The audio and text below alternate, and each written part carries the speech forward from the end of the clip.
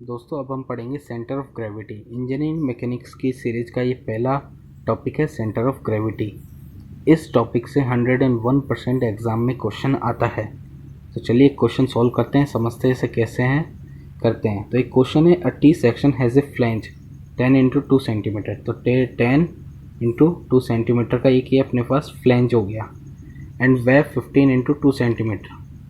ये अपने पास वेब हो गया 15 इंटू 2 सेंटीमीटर का 10, और हमको सेंट्रॉइड ऑफ सिलेक्शन फाइंड करना है। इसका मतलब होता है सी जी, दूसरे वर्ड में इसको सी जी भी कहते हैं, सेंटर ऑफ ग्रेविटी।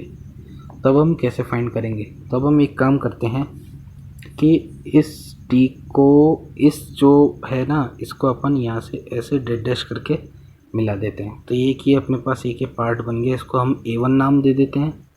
और ये जो पार्ट 2 बना है इसको हम A2 नाम दे देते हैं। अब जो भी सेंटर ऑफ ग्रेविटी जो फाइंड की जाती है वो होती है एक्सिस के बेस पर, तो हमें यहाँ एक्सिस बनानी है। अब एक्सिस इस तरह से बनानी है कि जो भी सेक्शन है उसमें एक सिमिलरिटी हो। कैसे हो मैं बताता हूँ। ये मैं बीच में से ऐसे एक एक्सिस खींच देता हूँ, इसको हम वाई एक्सिस कहते हैं, ठीक है। और एक इधर नीचे से एक एक्सिस खींच देता हूँ, एक्स एक्सिस। अब आप देखिए जो वाई एक्सिस है, इसके इस तरफ का जो सेक्शन है और इसके इस तरफ का जो सेक्शन है वो दोनों इक्वल है, मतलब बराबर है। तो आपको हमेशा ऐसे ही एक्सिस ड्रॉ करने हैं जिसका इस तरफ का और इस तरफ का या ऊपर नीचे का जो भी डिज़ाइन हो वो सिमिलर हो, सेम हो। तो इससे क्या क्वेश्चन सॉल्व करने में बहुत ही आसानी हो जाती है। अब ये एक पार्ट है, ये दो पार्ट है, इसको सॉल्व करते हैं। तो फाइंड करते हैं एरिया। इसमें स्टेप फिक्स हैं। तो एरिया ऑफ A1 जितने पार्ट हैं उन सबका सबसे पहले अपने को एरिया फाइंड करना है। तो ये एक रेक्टेंगल है, रेक्टेंगल का एरिया 10 इंटू 2, ठीक है। तो 10 इंटू 2 ये आ जाएगा 20, और ये है सेंटीमीटर में दे रखा है तो मल्टीप्लाई होकर सेंटीमीटर स्क्वायर में बन जाएगा। अब इस A2 वाले रेक्टेंगल का हम फाइंड करते हैं। तो area of A2 equals to ये 15, ये 2, तो 15 into 2 equals to 13 centimetre square. ये अब हो गया अब हमारा काम। अब हमें क्या करना है, इन दोनों का, ये दोनों सेक्शंस जो हैं, ये दोनों पार्ट हैं, इनका सेंटर फाइंड करना है। तो इसको हम कहते हैं सेंट्रॉइड ऑफ A1, और इसको हम डिनोट करते हैं Y1 बार से, ठीक है। तो क्या होगा, अब आप देखिए सिमिलरिटी किस एक्सिस के है, वाई एक्सिस के दोनों तरफ सिमिलरिटी है। इस तरफ का जो सेक्शन है और इस तरफ का जो सेक्शन है दोनों की सिमिलरिटी मैच होती है।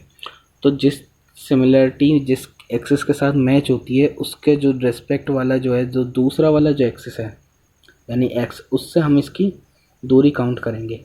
कहने का मतलब ये है कि अब हमें A1 का सेंटर पॉइंट निकालना है कि वो सेंटर पॉइंट आएगा कहाँ से। तो वो हम एक्स एक्सिस के थ्रू निकालेंगे, वाई के थ्रू इसलिए नहीं निकाल रहे क्योंकि वाई एक्सिस एक ऐसा एक्सिस है जो इस सेक्शन के, इस टी सेक्शन के दोनों पार्ट्स को सिमिलर पार्ट में डिवाइड कर रहा है। आप खुद देखिए जो बीच का जो लाइन है, इसके इस तरफ वाला जो पोर्शन है और इस तरफ वाला जो पोर्शन है दोनों सिमिलर है। तब हम क्या करेंगे, तो y1 कैसे निकालेंगे। तो देखिए एक्स एक्सिस से इसकी दूरी कितनी है, तो 15 सेंटीमीटर तो ये हो गई। अब 2 इसका आधा करेंगे, आधा करेंगे जब ये अपने को इसे बीच का पोर्शन मिलेगा। तो 2 का आधा तो हो गया 1, और 15, तो 15 तो ये और 2 ये, तो कितना हो गया 15 प्लस 1, ये आ जाएगा 16 सेंटीमीटर। अब same to same centroid of A2, इसको हम डिनोट करेंगे Y2 बार से। अब आप देखिए एक्स एक्सिस से इस वाले रेक्टेंगल का मिड पॉइंट कहाँ आएगा, 15 का आधा कितना होता है 7.5, 7.2। तो यहाँ कहीं पे जाके अपने को ये मिलेगा 7.2, तो इसको लिख देंगे अपन 7.5, सॉरी 15 का आधा सेंटीमीटर, ठीक है। अब ये हो गया। अब ये तो आया है अलग अलग सेक्शन का सेंट्रॉइड, अलग अलग सेक्शन का एरिया।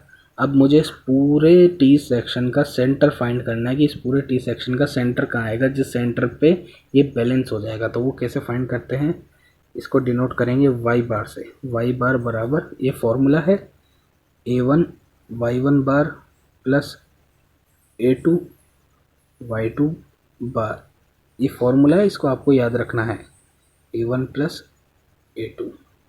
अब इसके अंदर वैल्यू रख देंगे। A1 कितना है अपने पास 20, Y1 कितना है अपने पास 16 प्लस A2 कितना है अपने पास 30 और Y2 कितना है 7.5 अपॉन A1 कितना है 20 प्लस ये कितना है 30, तो Y बार इक्वल ये कितना हो जाएगा, ये अपना जो बैठेगा ये होगा 320 प्लस अपॉन में 50 आ जाएगा। और इसको जब हम मल्टीप्लाई करेंगे तो मल्टीप्लाई करने के बाद ये आएगा 12.5।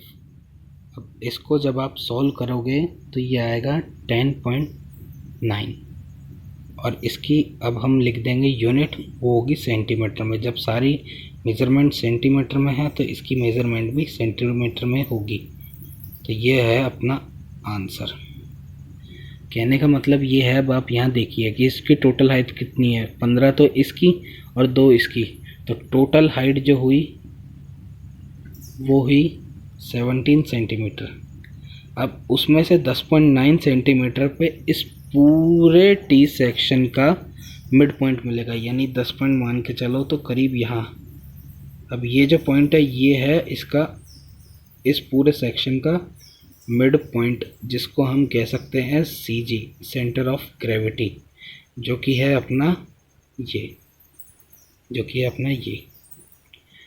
तो आई होप गाइस ये आपको वीडियो अच्छा लगा होगा। अगर अच्छा लगता है तो हमारे चैनल को सब्सक्राइब करो, ठीक है गाइस। इस वीडियो को लाइक करो और अपने दोस्तों के साथ शेयर करो। स्टेप्स बिल्कुल सिंपल है, जो भी आपको सेक्शन दे रखा है उसका एरिया फाइंड करना है अलग अलग, फिर उसके बाद दोनों का अलग अलग सेंटर फाइंड करना है।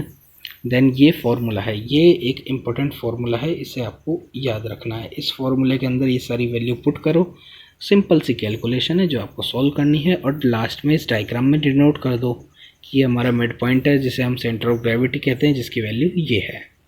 Okay guys, thank you.